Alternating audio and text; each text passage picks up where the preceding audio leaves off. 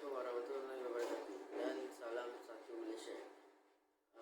Nama saya Arayan bin Muhammad Zulfadi daripada kelas 6 Anggrek. Hari ini saya ingin membina projektor buruj.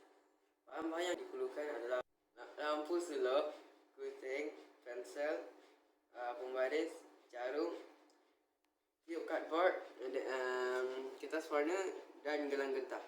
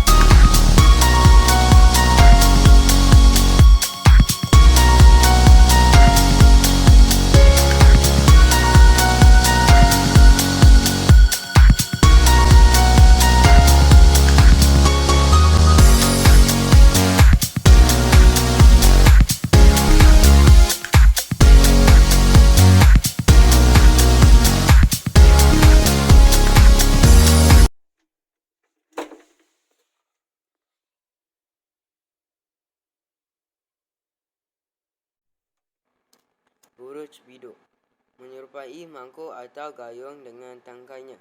Gugusan 7 bintang menunjukkan arah utara di sebelah hemisfera utara.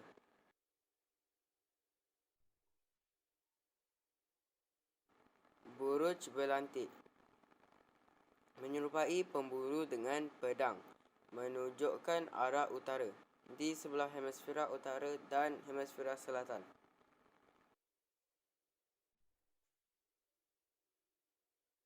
Buruj pari menyerupai palang atau layang-layang menunjukkan arah selatan di hemisfera selatan.